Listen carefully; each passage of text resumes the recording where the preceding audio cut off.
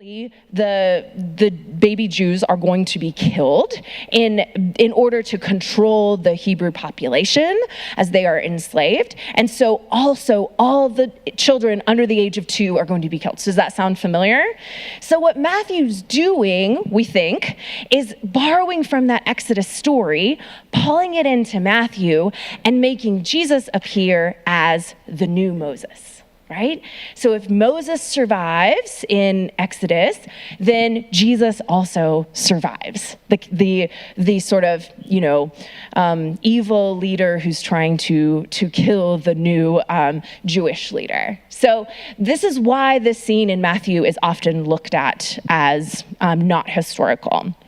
And then the other interesting thing is the star in this. So there's been quite a lot of discussion about what that star could be. And a number of people have suggested, could it be a comet? Could it be, what could have been happening?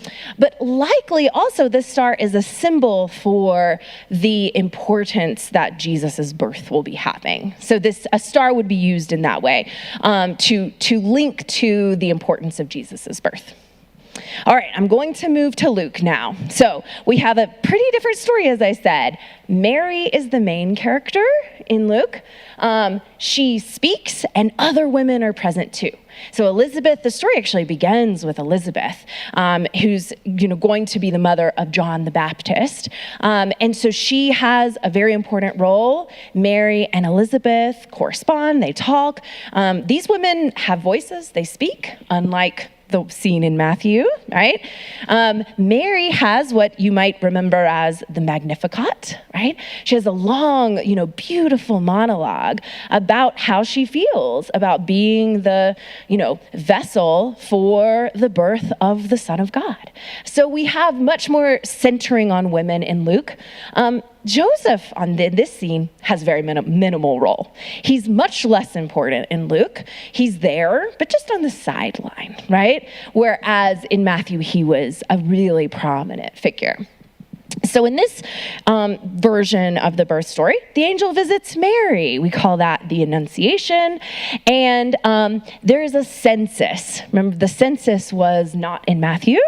And the census in Luke is how they get to Bethlehem. So they travel to Bethlehem, and Jesus is placed in a manger. I put no room because there's no room in the inn that we hear about. Interesting part here, it never says stable, and it never says animals are present. So there's no animals in actually either story. There's no animals. There's no little, remember I started with this there's a sheep in my nativity, there's a donkey in my nativity up here. But in the biblical gospels, there's no, the biblical versions of the story, there's no animals, and there's not a stable. So the manger, however, does get us connected to animals in our brain, right? Because a manger is a place where animals would eat.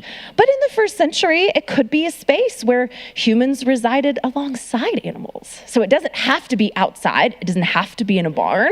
It could be a storage room of spaces. It could be a barn, right? But all we know about is that he's laid in that manger.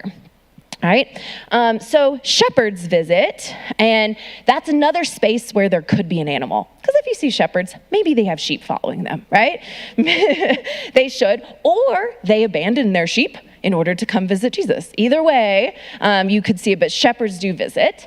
And then we have a couple of added details early on in Luke that aren't in Matthew, which is that Jesus is circumcised at 8 days. This sort of sets him up as following Jewish custom. And then also he's presented at the temple. Again, a piece of Jesus's Jewishness that's really present there from the beginning. So these are two very different stories, aren't they? And again, you might be familiar with them, but they are very different in that we have all this drama in Matthew. Jesus is going to be killed. The Holy Family has to run.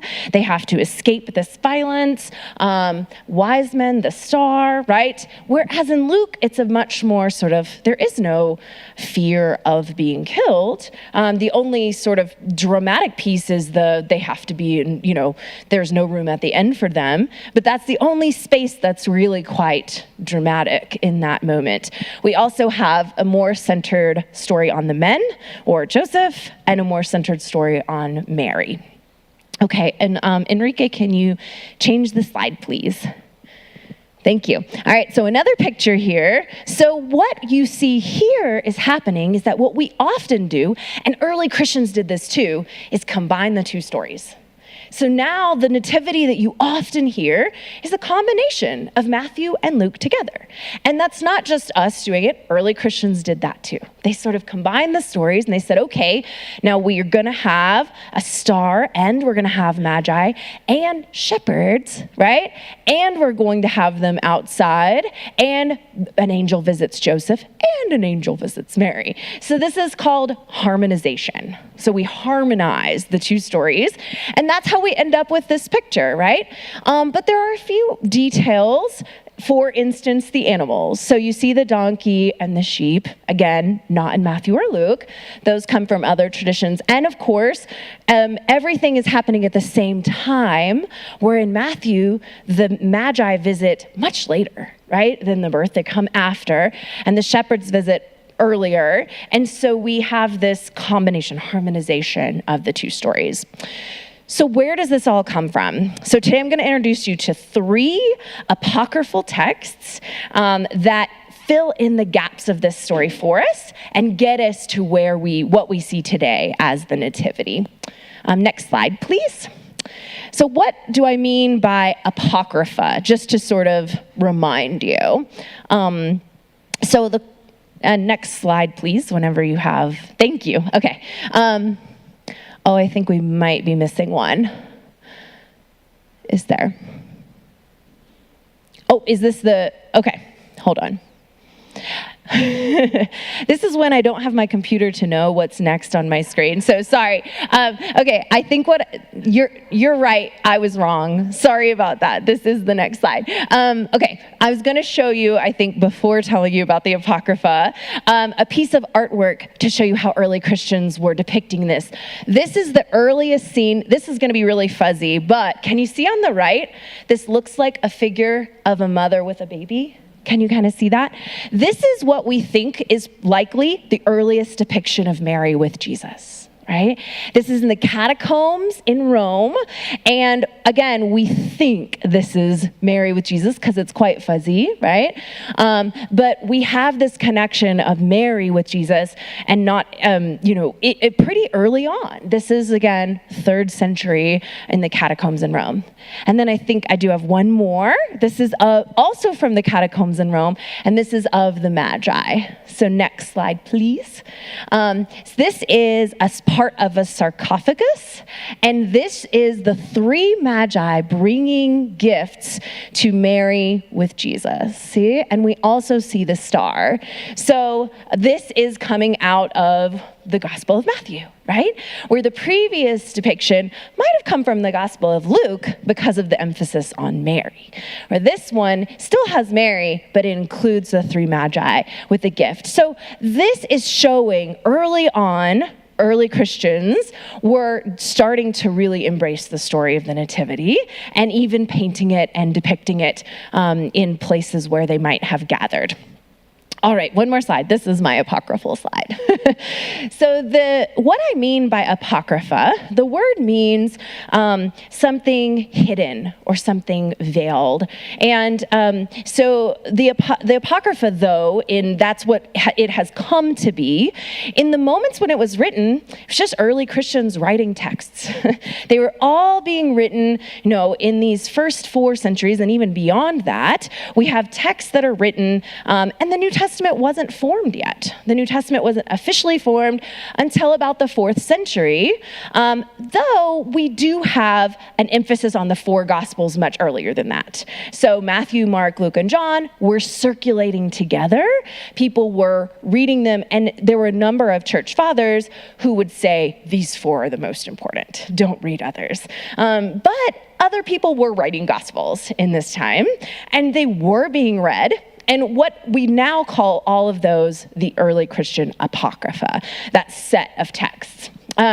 So these Gospels, many of them, filled in the gaps of the stories. Like, for example, I told you the 2 birth stories and from Matthew and Luke. And remember how Mark and John don't include any birth stories. The rest of the stories, except for one in Luke, jump to Jesus as a basically middle-aged man. Right? He's 30, and that's what we see, or maybe 30-ish, right? And we don't have any stories from his childhood, from his early years, except for there's one where he gets lost in the temple in Luke, right? So when we have that story, well, early Christians didn't like that. So they were like, let's fill in the gaps of these stories. We have Gospels that tell the stories of Jesus as a child.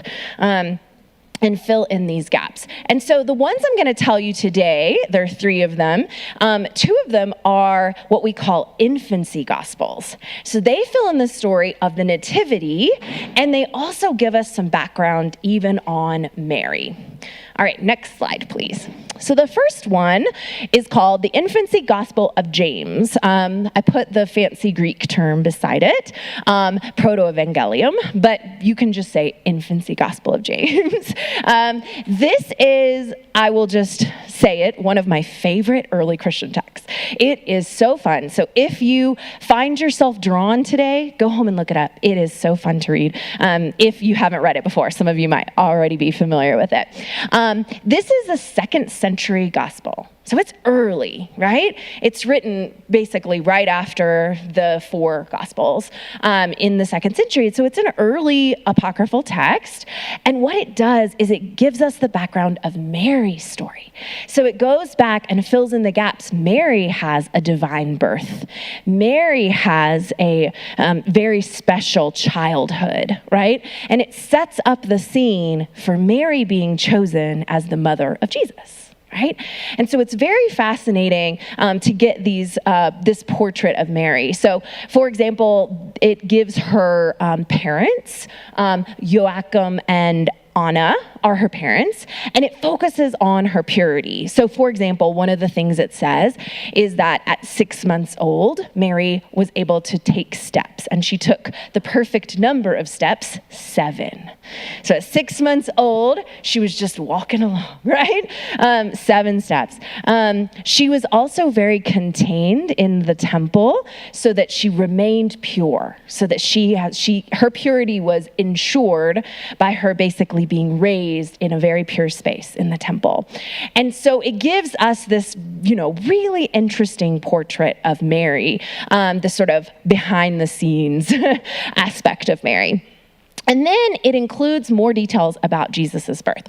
So as I said before, early Christians were harmonizing Matthew and Luke, and this gospel does that. It already takes Matthew and Luke, pulls them together, and it tells us this story as it's harmonized, not as 2 separate gospels.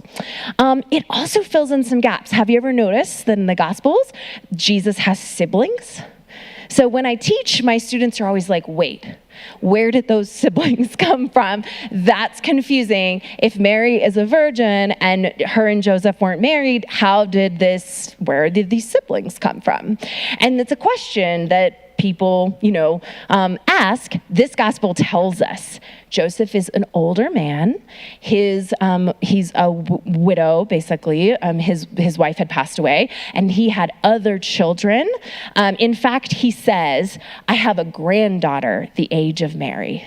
So he's like, I can't marry Mary. I have a granddaughter her age. But he's still chosen as the person that's going to be engaged to Mary. But he's going to make sure she also remains pure. So it fits in with the narrative really nicely. Mary is quite young. Joseph is older. Therefore, the siblings are stepbrothers and sisters, right, of Mary. It fills in those gaps for us and answers the questions that the Gospels leave hanging. The Gospels never explain that, right? So it fills that in for us.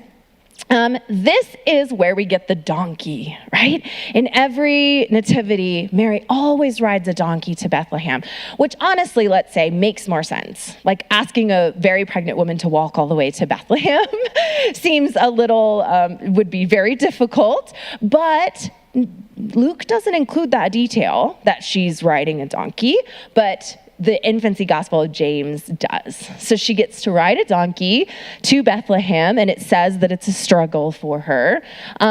Jesus is born in a cave here. So this is a way of harmonizing the two gospels. So it's not a house like Matthew, and it's like Luke doesn't give a place. It just says, there was no room for them in the inn, and he was laid in a manger.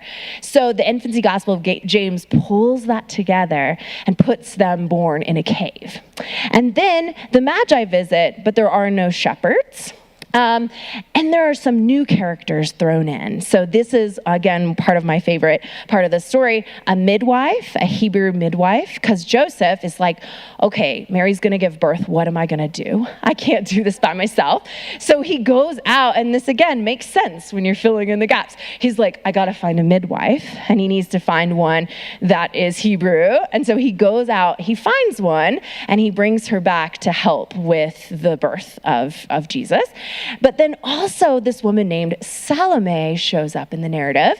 And later she gets associated with being a midwife. But in this part of the story, she's there to confirm Mary's virginity. So that's her purpose.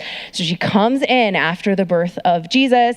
She basically examines Mary and proves that Mary is still a virgin, even after the birth of Jesus. Okay, so she's a really important character for how this narrative is used, for what this narrative is used for, which is to elevate Mary and to elevate her purity throughout the narrative. So this is a good one. And I have some pictures. So next slide, please. Early Christians really loved this text too, and even later Christians did as well. So this is 240 CE. So this is in Dura Europa, which is one of our earliest Christian churches. It's in Syria. And this is a portrait on the wall. Now, this is a woman by a water source, if you can kind of see. For a number of years, people thought this was the woman at the well. You know that story, right? People thought this must be a depiction of the woman at the well. But recently, a scholar has made the argument that this is Mary from the proto-gospel of James, because in that gospel, she's drawing water when the angel comes to visit her. So she's like at a fountain, basically, and she's drawing water. And so this scholar has made this connection that this is actually the Annunciation, but not from Luke, from the proto-gospel of James. And we don't know, again, it's a fuzzy picture, but I think it is possible. After reading the article, I was pretty convinced that this could be Mary. All right, one more slide, please, Enrique. Okay, this is Mary walking. Right? So now this is a really beautiful scene. This is from Kora Church, which is in Istanbul, Turkey, and it's a 14th century mosaic. So this goes to show how many years after that this text is still really important within Christianity. So you can see here Mary walking. These are Mary's parents. And the scene in this church, it's the whole ceiling that is depicted of scenes from the proto-gospel of James. So every corner of the ceiling is covered with a scene from the proto-gospel. And this one is Mary walking at 6 months old. Really beautiful. Okay, next slide, please. All right, moving to my second apocryphal text. This one is called the Gospel of Pseudo-Matthew. So this one's later. It's the 7th to the 9th century, and it's written in Latin. And this is, you can see up at the top the picture that I chose. This is where we get the animals worshiping Jesus, okay? So we have the donkey in the proto-gospel and some other animals that might be around, but the idea of the animals worshiping Jesus comes from this text. And the pseudo-gospel, Gospel of Pseudo-Matthew, circulated primarily in the West and was very popular, again, widely read, and it pulls upon the proto-gospel of James. So like the infancy gospel of James expanded on Matthew and Luke, the Gospel of Pseudo-Matthew expands upon the infancy Gospel of James. You see that? It like takes that text and fills in some gaps there, and adds a few things to it too, that it might, maybe the author thought that gospel should have, left out a few important parts of the birth narrative. So a really interesting piece is that the animals are there worshiping. So Mary, again, rides a donkey, comes in, and where they are in the cave, an ox and a donkey show up, right? And they bow down to worship Jesus here. And everyone's astonished that these animals have recognized that Jesus is the Messiah, that Jesus is the King. And so they come in and they worship, and they're right by they're in the nativity scene. So that's where we kind of get our animals present in the scene today. But interestingly enough, the Holy Family in this text does include the escape to Egypt. And it's a very long journey that they take. And on the way, a number of other animals stop them, and they also worship Jesus. So lions show up, panthers, rams, and even wolves. And in this text, they're again traveling to Egypt, and baby Jesus is with them, and of course, and in all of the situations, baby Jesus basically stops the animals from hurting the family. The baby Jesus stands up and says, "No, it's okay," right? And then the lion bows down to him, or the panther doesn't kill them. And the wolves and the rams all bow down to him. And so it shows early on the divine abilities of Jesus in these scenes, but it's also just kind of a fun, exciting narrative to read, because these animals show up and it's scary for a minute, but then Jesus was like, "I got this," okay? And again, a very young Jesus. So my favorite part of this story is that dragons also show up. I know. Did you know there was a dragon in the nativity? My son, who is 7, would love this part of the story because he loves dragons. So what happens is during their escape to Egypt, dragons show up again. Mary and Joseph are so scared, and Jesus is very calm and talks to the dragons and calms them down. And the dragons also worship Jesus. So this is, again, 7th, I'd say 8th century text, very fun, where animals are present, including dragons. Pretty good one. All right, next slide, please. Okay, so we have a lot of artistic representations of this gospel too. So what you'll see here on the right, this is 6th century. This is actually a part of a chair that was carved, which is in Ravenna, Italy. And what you see is Mary laying down, and beside her, the midwife. And Salome, right? Either the midwife or Salome, but come to be with her during giving the birth. And then you see the ox and the donkey, right? Present at the birth. And so this, we think, is the Gospel of Pseudo-Matthew, because it includes both the midwife, the story from the infancy gospel, which is in Pseudo-Matthew, and also the animals worshiping Jesus. And so this is a carving and engraving.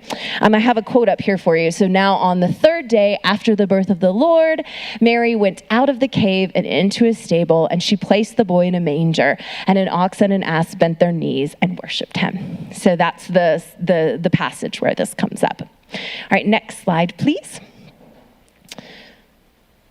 All right, this is my final text, which is a really fascinating one. This is called The Revelation of the Magi, and it's all told from the perspective of the Magi.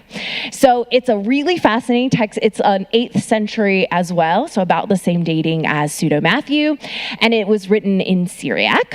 And it is a first-person narrative. So it's as if the Magi got back from their journey to see Jesus and they wrote it down. This is what we experienced this. Like, I saw this. This is the text where there are more than just 3 Magi. In fact, there are 12. right? 12 magi who go and visit Jesus. And in this text, it's really fascinating. They're connected back all the way to Adam from Genesis. So they're descendants of Seth, right, who is one of Adam's sons. And so they're connected back to Adam in this very sort of makes them a really important part of the birth narrative. They also, then they follow the star, and the star at the end, they follow the star the whole way, and then the star transforms into Jesus. So the star becomes Jesus, embodies Jesus in this narrative, which I think is a really fascinating piece because the star has become a really important part of all the nativity scenes we have today, right? I think there's even an animated movie that's called The Star. And so there have been a number of the sort of embellishments, let's say, upon Matthew, but we know early Christians were already sort of doing this. They already found this importance of the star. There's some other interesting pieces of this revelation of the Magi text, which is that there are some scholars who suggest that because the Magi on their way, they pick their own food and they carry it with them and they eat it, and then on the way to see Jesus, and then on the way back, the food multiplies in their baskets, and then they get back and they're telling their community about their experience meeting Jesus, and they share the food with their community, and the community can basically see what they saw. So the community sees this vision of Jesus. So a few scholars have suggested that was mushrooms in their baskets, and that helped them see the star, and it helped the community envision. Of course, this is an interpretation, but it's still a really fascinating piece that we have this early depiction of the Magi. But my favorite part of this text is when the star itself just transforms into Jesus. Very cool image. All right, one more slide, please, Enrique. Okay, this is also from Ravenna, Italy. So this is about the 6th century. This is a mosaic, and what we have here are the Magi visiting, and in the center, Mary and Jesus surrounded by angels. And what I especially like best about this one is that one of the Magi, can you see he has red shoes? And then Mary also has red shoes, which I think is really interesting. I have a scholar who's working on the why of the red shoes. But I don't really know that answer. But I think it makes them, really their personalities come to life, that we have these Magi sort of processing in to visit Mary in this scene. So the Magi, again, remember one of the first images we saw was from the 3rd century catacomb of Rome. And we have this scene, the Magi being remembered by early Christians. So they were important all along, right? Being drawn in a sarcophagus in catacombs and then made into a beautiful mosaic in the 6th century in Italy. All right, one more slide, please. All right, so what we have now is I've given you 3 apocryphal texts, right? And I sort of chose my favorites, but also ones that I think are interesting. But there's even more than this. So I'm kind of giving you a list of some others that we have that are other apocryphal gospels that fill in the stories. Some of these use the proto-gospel of James. Many of them do. All of them will pull Matthew and Luke into it, and expand upon other parts of the story. So there's one at the bottom on the star that does a bit even more with the star than even the revelation of the Magi. And we have in other languages too, the Arabic infancy gospel, which includes quite a bit from the Gospel of James and from the Gospel of Pseudo-Matthew. So these texts basically got the story to other parts of the world, other communities, and really enhanced the nativity story to where what we have today is really based upon Matthew and Luke, but then all these other narratives become really important to creating the nativity. All right, one more slide, please, Enrique. All right, so where do we get the origins of the nativity? So first, Matthew and Luke. One of the things that I do in class is I have my students take the gospel, put them in a group, and I'll say, make a nativity just using Matthew, and make a nativity just using Luke. And then often I'll even have them make one using the proto-gospel of James too. But what they'll see very quickly is that the nativity we have today cannot be based on just one of those texts. Right? It's not just Luke, even though Luke has become maybe a really popular version, right? But if the Magi are there, we need Matthew. If the star is there, we need Matthew, right? And so we've got to have this harmonization of the two gospels. And that started happening early on, and I think even today keeps happening. So they've become these two separate stories, which told two different versions of the birth of Jesus, became combined. Right? And then early Christians from in their Apocrypha text added to them, filled in the gap, gave Joseph a backstory, gave Mary a backstory, right?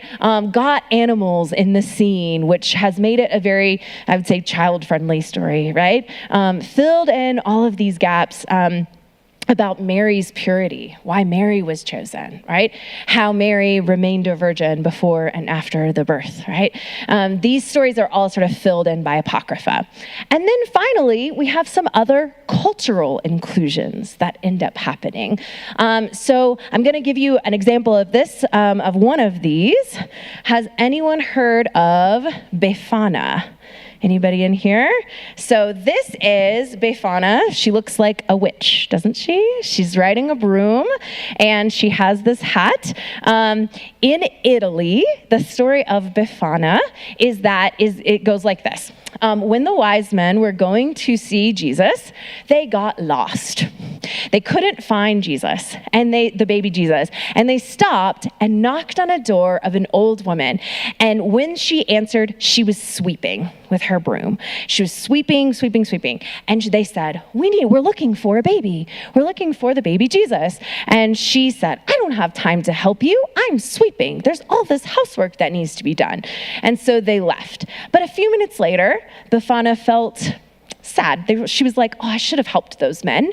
And so she finished up her sweeping, took her broom, and flew to find the baby Jesus. And she caught up with the Magi, and she also brought a present of some that she was cooking too, I think. So she brought some sweets and some food for Jesus and the Holy Family. And so she shows up, and the Magi are like, oh, you made it here, right? And so this happens on Epiphany, right?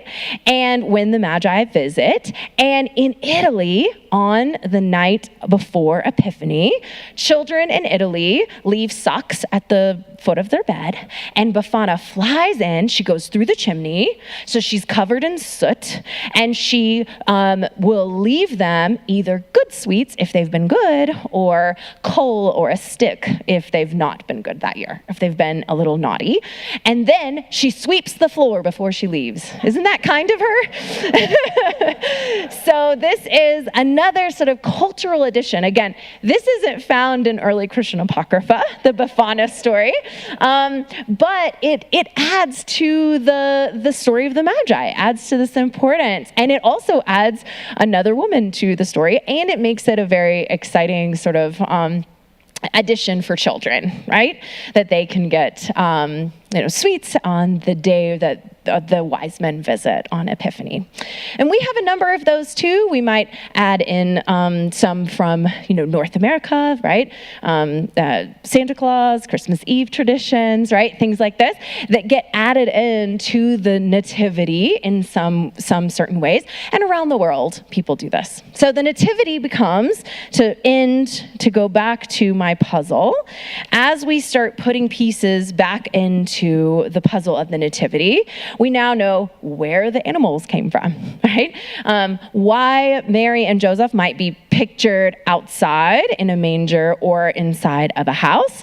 And then we might even add more of our own pieces, such as the midwife or Salome, a dragon, or Befana, the Christmas witch, right?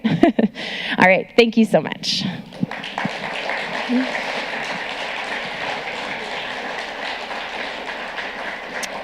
I have a good amount of time for questions, and I am told that Mary will be bringing a microphone so that anyone online will be able to hear our questions. And Mary, right there too, I believe.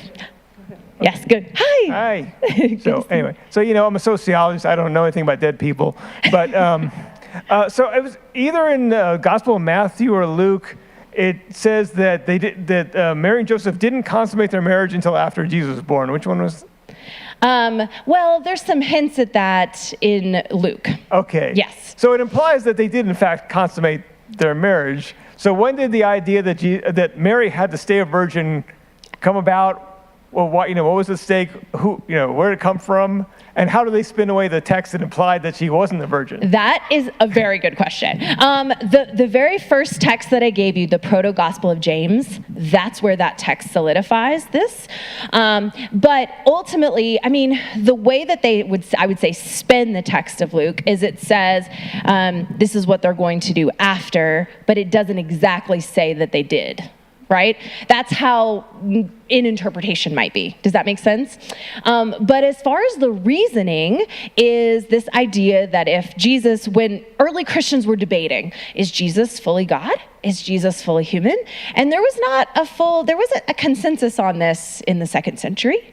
People were really debating. Well, what do you think? What do you think, right? Is Jesus fully human? Was he fully God? How can he be both? If he's God, is he human? How do we fit these two? And the writer of at least the Proto-Gospel of James was wanting to prove that Jesus was fully divine, along with being fully human. So Mary's purity was important to that, because if she was going to be the vessel through which Jesus was born, she herself needed to be without sin, completely pure. And so the backstory of Mary gives us this purity piece that means that Jesus, born to a woman, remains pure. And then, of course, Mary herself became such an important part of Christianity. And so that is the other piece of her virginity that sort of really, it's in all of these narratives, right? As you said, this Gospel of Matthew 2 implies that it's really important there because a midwife comes to test her about her virginity. Yeah. Hi. So this Salome midwife, was she the same Salome that requested John Baptist's head? No, but that's a great question. I probably should have clarified. And Salome was actually a really sort of popular name along with Mary in this time period. So she would have been a very different Salome than the one you're mentioning. Yeah. Good question. Where did the names of the Magi come from? Were they listed somewhere? Yes, they are listed. Yes, thank you. And there's actually this whole tradition of what their names might have been that develops in, really it's more 8th, 9th, 10th century that's happening. I'm going to point you to a book for this. This is a book, Eric van den Eyck wrote a book called The Magi, and the subtitle I might miss up, but it's who they are, where they came from, and why they still fascinate. So the subtitle. He really outlines the whole history of the Magi because it's a complex one. These names, and they're coming from all around the world. And again, the Magi have become, as you saw in this presentation, really important pieces. So I'm not remembering exactly where the names came from in terms of which text, but that book will get you there. All right.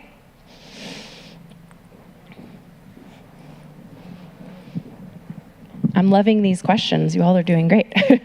Yes, thank you for your talk. Can you tell us what the Hebrew tradition was for the women giving birth? I know the Quranic account, Mary goes and holds onto a palm tree to squat down to give birth. And interesting, in the Quran, she is also raised in the temple to be characterized as pure. Yes, great. I could have included that in this presentation too, right? So thank you so much for bringing that in. Mary is such an important figure in the Quran. just as Jesus is an important figure. And she is a virgin. Angels visit her, as you said. And the palm tree piece, interestingly enough, there's a palm tree in the second text that I told you about, the Gospel of Pseudo-Matthew. When Mary and Jesus and Joseph are on their way to Egypt, she gets thirsty. Mary gets really thirsty, and she's like, I need to sit. And so she sits by the palm tree, and actually Jesus, as a baby, makes this palm tree bend down to her and give her fruit. And so it's a really beautiful scene. That's another sort of miracle on the way to Egypt that Jesus performs as an infant. But to going back to your question, which was about the Hebrew birth traditions, right? So one of the pieces here is that women were often the ones who would help with the birth, right? This is not only Hebrew, this is actually multicultural, but that is why that the proto-gospel sent Jesus to find a Hebrew midwife. So it needed to be someone who is also Jewish, like Mary was Jewish, in order to sort of make sure that she's, has a woman present, as the men wouldn't have been present for this. And there's a big reason for that, and this is the purity piece, right? So within Judaism in this time period, touching or being around a woman even who's menstruating or who had just given birth would have made one impure. And so the men actually wouldn't want to be around this. However, in the pseudo-gospel, the pseudo-Matthew gospel, Mary doesn't have any blood during the birth. Is that interesting? So this adds this piece where she doesn't bleed at all. The whole birth. She has no pain. She has no blood, right? And so this keeps her pure. Isn't this? So I'm glad you asked about this Hebrew piece, because I think in ancient Judaism, it was the blood that made you impure, right? And the women had to really sort of isolate for a number of weeks after giving birth, more for a female child than for a male child, actually. And so they would have had to isolate themselves, and she wouldn't have been right by Joseph right after the birth. So that whole scene where Joseph is there, you're like, well, hold on, that doesn't really fit with our picture of Judaism, except it does if Mary doesn't bleed. Right? So if Mary doesn't bleed during the birth, she remains pure. This is also one of the ways, there's a couple of different ways that the virginity is tested, but one was through the presence of blood. This tradition goes on through the Middle Ages and on, right? But the idea is that if a woman bleeds, then she is a virgin, and if she doesn't, then she's not. So testing for the blood is a part of that. And Mary doesn't bleed, which is an interesting piece of all of this, right? But it was retaining her purity and allowing the shepherds to visit, Joseph to visit, the Magi to visit, because she was still pure. Excellent question. Thank you. Any others? Who else has some questions? But these are all stories that have been built to give meaning to the gospel, to the Christmas story. We don't assume that any of this is historical. fact. Right. Well, yes. I mean, so as I mentioned, even the stories in Matthew and Luke have been questioned as far as their historicity by some scholars, right? Like it's especially the story about Herod and the escape to Egypt, because it matches Exodus so nicely. Then people think the writer was borrowing from Exodus in order to make a point about Jesus. And then, of course, as you know, the question about Mary's virginity has always sort of been there, right? About the historical nature of that. But the apocryphal texts, yes, are certainly filling in the gaps, giving us more information about the nativity scene and answering these questions. Because just like you all, early Christians were like, how does this make sense, right? How did, for example, Mary, why was Mary chosen, right? Why was she the most important of all women in order to be chosen to bear Jesus? So the proto-gospel of James gives us that that she had a miraculous birth. She had a miraculous childhood. She lived in the temple. And it sets her up as being this really special person even before she was chosen. And then, of course, it fills in the gaps of, say, like the siblings of Jesus. Where did they come from? James becomes a really important figure who was Jesus's brother. Well, how can they have that if Mary's a virgin, right? Where did he come from? And so these stories, yes, fill in the gaps, give us a bigger portrait, and help us answer questions that are sort of left hanging there from the Gospels. Good. And I'll work my way back. okay. Thank you. It's a quick one. Okay. Thank you for your talk. Thank you. The book of the infancy of James. Which James? James the brother. Yeah. Yes, exactly. Good question. And I think in the back to Mary, yeah. Okay, let me get Harold, and then I'll work my way back. Okay. So if a couple of hundred years had gone by, or maybe 400 or 500 years had gone by, and then suddenly there's a new story to be told. Yes. I mean, were they assigned to a particular author? How were they said to have been discovered on a scroll in a cave? Or, I mean, how could someone give credence to something that just sort of appears out of nowhere after hundreds of years? That's a great question. I mean, a lot of these texts were being written, and we don't really know who the authors were. So as you said, I mean, and I'll be honest here, we don't know the author of Matthew or Luke either. These are just names that were put on the text later. So we call it Matthew, but we actually don't know that the real person's name was Matthew, right? And we call it Luke. So in a similar way, these later texts appeared, and we don't know who the author is for the most part. Many of them claim, so we call this pseudepigrapha, so they're using a pseudonym, let's say, and writing under another name, like the Gospel of James. Do we really think James was alive in the 2nd century? No, right? So that would be that someone was writing in his name. As far as the credence of the dating, I think that's where you're going back to. We do have a number of like fragments of papyri that we can date from other places, and we can say this was circulating.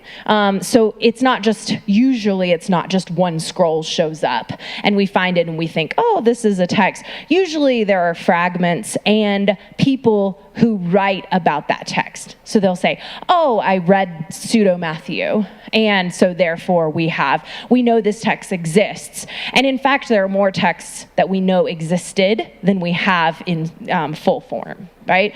There's a couple of lost gospels that we know early Christians were talking about, but we don't have the texts for.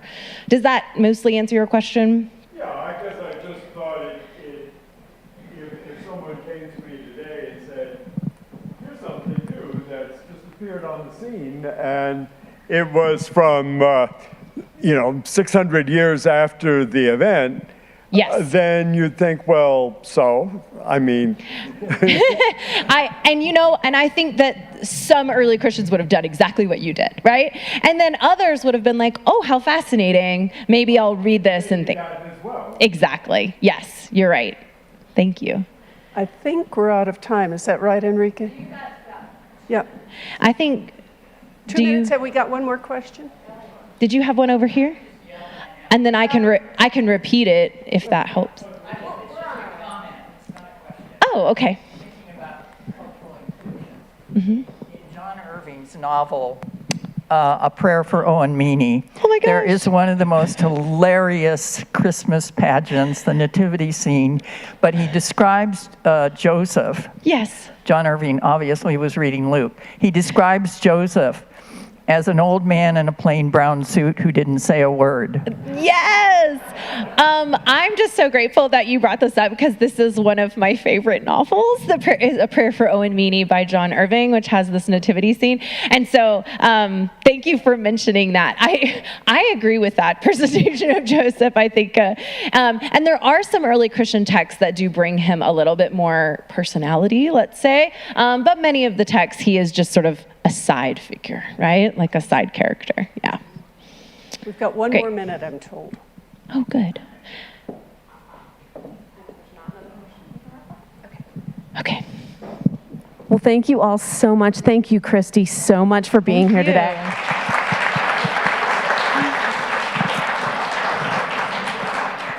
Our service of Choral Eucharist, of course, begins at 10:30 in the cathedral or at sjcathedral.org. This is the last Dean's Forum for this fall. I hope you've all enjoyed the series this fall. It was a lot of fun to design. Next week, we'll be in the cathedral for our 3rd annual Top 10 St. John's Favorite Hymn Sing-Along. I've got the results. But you gotta show up to sing. It will not be live streamed, so please join us to sing in the cathedral at 9:15 next week.